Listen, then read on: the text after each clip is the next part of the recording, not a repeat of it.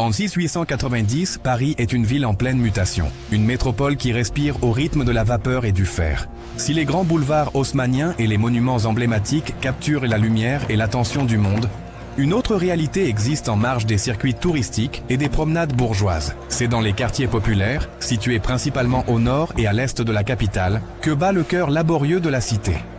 Ici, loin des salons dorés, la vie quotidienne se déploie avec une densité et une intensité particulières. L'atmosphère y est différente. L'air est souvent chargé de la fumée des usines et des ateliers qui parsèment encore le tissu urbain. Le bruit est constant, un bourdonnement de fond fait de cris de marchands, de roulements de charrettes sur les pavés inégaux et du sifflement lointain des trains qui approvisionnent la ville.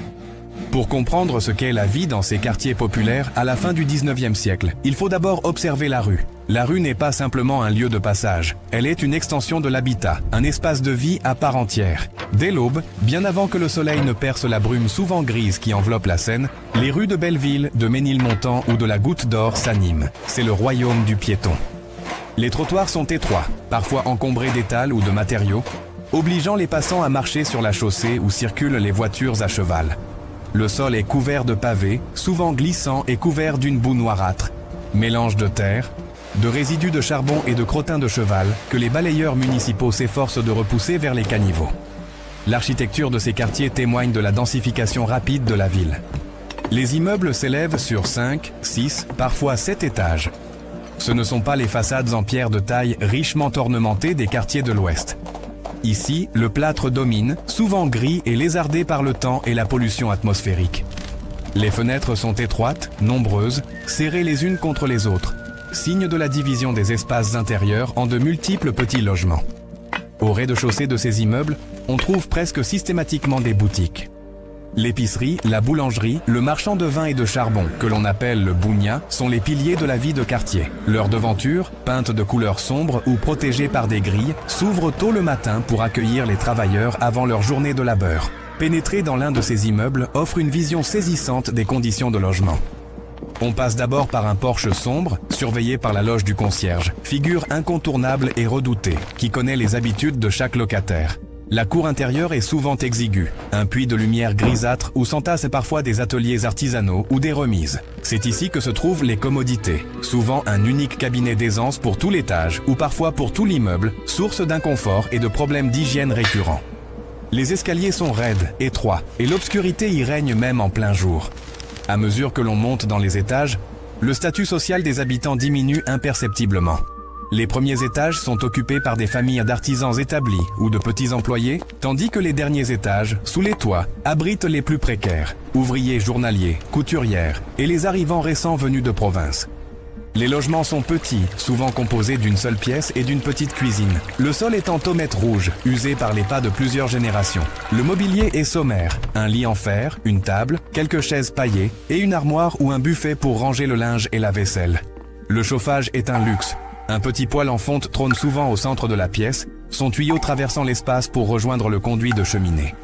On y brûle du charbon, acheté au détail, par petits seaux, car l'argent manque pour constituer des stocks. L'eau courante est rare à l'intérieur des logements. Il faut aller la chercher à la borne fontaine dans la rue ou sur le palier, ce qui rend la toilette quotidienne sommaire. On utilise une bassine et un broc, et l'on économise chaque goutte. L'odeur de l'humidité, du chou qui cuit et du linge qui sèche sur des fils tendus à travers la pièce imprègne les murs recouverts de papier peint souvent défraîchi. Le travail dicte le rythme de la journée. En 1890, la journée de travail est longue, dépassant souvent les 10 ou 11 heures. Dès 6 ou 7 heures du matin, une foule d'hommes et de femmes, vêtus de blouses bleues ou de vêtements sombres, se déversent dans les rues. Les hommes portent la casquette, les femmes ont souvent la tête couverte d'un foulard, ou ne portent rien si elles sont plus jeunes. Beaucoup travaillent dans le quartier même. Paris est encore une ville d'ateliers. Dans le faubourg Saint-Antoine, on travaille le bois, on fabrique des meubles. Dans le Marais et le Sentier, c'est le domaine de la confection et des articles de Paris. D'autres doivent traverser la ville pour rejoindre les grandes usines métallurgiques ou chimiques installées à la périphérie, près des fortifications. Le travail des femmes est omniprésent et vital pour la survie du foyer. Beaucoup travaillent à domicile, payés à la pièce, courbés sur des ouvrages de couture, de montage de fleurs artificielles ou de collage de boîtes. La lumière du jour est précieuse pour ces tâches minutieuses. On travaille près de la fenêtre aussi longtemps que possible pour économiser la bougie ou le pétrole de la lampe. d'autres sont blanchisseuses. Les lavoirs publics sont des lieux de sociabilité intense, mais aussi de labeur épuisant. Dans une atmosphère saturée de vapeurs chaudes et d'odeurs de lessive, les femmes frottent, battent et rincent le linge des autres, les mains rougies par l'eau glacée ou bouillante. C'est là que circulent les nouvelles du quartier, les rumeurs, les joies et les peines des voisins. À midi, le quartier marque une pause relative. Ceux qui travaillent à proximité rentrent parfois déjeuner chez eux, mais beaucoup mangent sur le pouce. Les marchands ambulants proposent des soupes chaudes, des pommes de terre frites ou des châtaignes grillées selon la saison.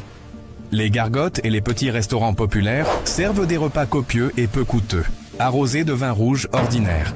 Le vin occupe une place centrale dans l'alimentation. Il est considéré comme un fortifiant nécessaire pour affronter la dureté du travail physique. Les cafés et les bistrots sont nombreux à chaque coin de rue. Avec leurs comptoirs en zinc, ils servent de refuge, de salle d'attente et de bureau pour ceux qui cherchent de l'embauche.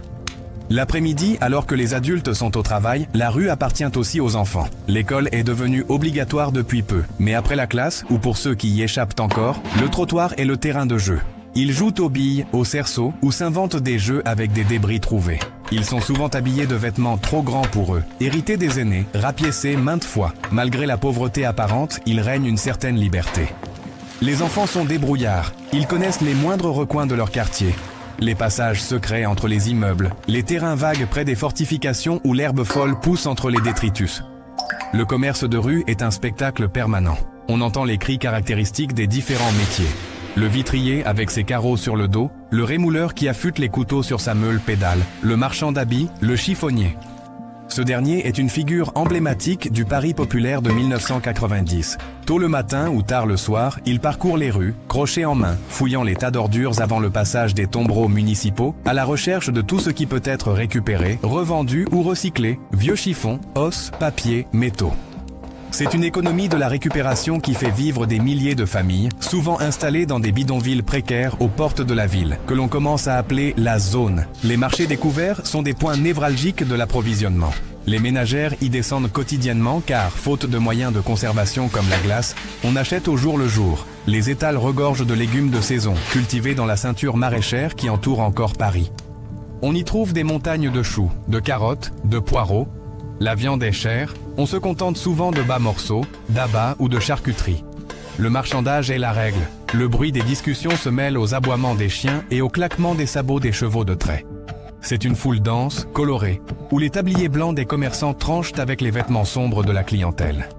En 1890, les transports en commun commencent à se moderniser, mais pour l'ouvrier, la marche reste le mode de déplacement principal. On voit cependant circuler les omnibus à impériales, tirés par de lourds chevaux percherons. Pour quelques sous, on peut grimper sur le toit, exposé au vent et à la pluie. Mais cela reste une dépense que l'on ne fait pas à la légère. Le métro n'existe pas encore, il est à l'état de projet, et le sol de Paris n'est pas encore éventré par les tunneliers. La surface est saturée. Les accidents sont fréquents, impliquant des voitures à cheval et des piétons inattentifs. Le soir venu, le quartier change de visage. La lumière décline, et c'est le gaz qui prend le relais. Les réverbères s'allument un à un, projetant une lumière jaune et vacillante qui laisse de larges zones d'ombre. Dans les rues commerçantes, les vitrines brillent, attirant le regard. C'est l'heure du retour du travail. Les silhouettes sont lasses, le pas est plus lourd. On s'arrête chez le boulanger pour acheter le pain du soir, une miche longue ou ronde. L'odeur du pain frais se mêle à celle du charbon et de la poussière retombant. Le repas du soir est le moment où la famille se réunit. Autour de la table, à la lueur d'une lampe à pétrole qui dépose une fine suie au plafond, on partage la soupe. C'est le plat de base, une soupe épaisse de légumes, parfois agrémentée d'un peu de lard ou de graisse. On trempe le pain dedans. On parle peu, la fatigue domine.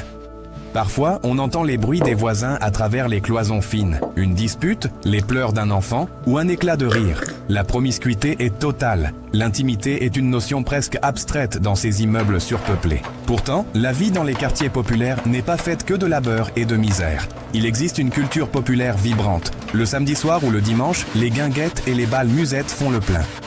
On y danse au son de l'accordéon. On y boit du vin blanc guilleret. C'est l'échappatoire nécessaire. Montmartre, qui a gardé son allure de village avec ses vignes et ses moulins, attire une foule mêlée. Les ouvriers y côtoient les artistes bohèmes qui apprécient la vie bon marché et l'atmosphère libre de la butte. On se promène aussi sur les boulevards extérieurs, où l'on va voir des spectacles de rue, des chanteurs qui vendent les partitions des chansons à la mode. L'hygiène et la santé restent des préoccupations majeures. La tuberculose fait des ravages dans ces quartiers denses et mal aérés. Les dispensaires commencent à apparaître, mais la médecine reste chère. On se soigne souvent avec des remèdes de grand-mère, des tisanes, où l'on attend que le mal passe. La mortalité infantile est encore élevée, et la vue des petits corbillards blancs n'est malheureusement pas rare dans les rues. Malgré cela, une forme de solidarité existe. On s'entraide entre voisins, on se prête du charbon ou du sucre, on garde les enfants les uns des autres. La pauvreté partagée crée des liens sociaux forts, une conscience de classe qui commence à s'organiser politiquement à travers les syndicats et les bourses du travail. La nuit s'installe profondément sur Paris. Les rues se vident progressivement, même si l'activité ne cesse jamais totalement. Les boulangers commencent à pétrir le pain pour le lendemain. Les imprimeurs de presse travaillent pour sortir les journaux du matin. Dans le silence relatif de la nuit, le bruit de la ville change. On entend le pas des rondes de police, les sergents de ville avec leurs képis et leurs capes, chargés de maintenir l'ordre dans des rues parfois mal famées. Car l'insécurité existe, on craint les Apaches, ces bandes de jeunes voyous qui font la une des faits divers avec leurs rixes au couteau. Mais pour la grande majorité des habitants, la nuit est le temps du repos mérité. Les volets sont clos, les lumières s'éteignent les unes après les autres. Dans les milliers de chambres mansardées, sous les toits de zinc qui craquent avec les changements de température, des hommes, des femmes et des enfants dorment. Ils rêvent peut-être d'une vie meilleure, d'un logement plus grand, d'un travail moins pénible. Ils sont les bâtisseurs anonymes de la capitale. La main-d'œuvre invisible qui fait tourner la machine parisienne. En 1890, ces quartiers populaires sont un monde en soi. Une ville dans la ville avec ses codes, son langage. L'argot parisien y est fleuri et inventif, et ses traditions. C'est un monde qui semble immuable et pourtant, il est à l'aube de grands bouleversements technologiques et sociaux qui transformeront le visage de Paris au siècle suivant. Mais pour l'heure, sous la lune qui éclaire les toits d'ardoise et les cheminées fumantes, le quartier populaire respire doucement, rassemblant ses forces pour le jour qui vient. L'histoire de ces rues n'est pas celle des grands traités ou des batailles, mais celle de la persévérance quotidienne, de la dignité dans l'effort et de la vie qui, malgré tout, foisonne et s'invente chaque jour sur le pavé de Paris.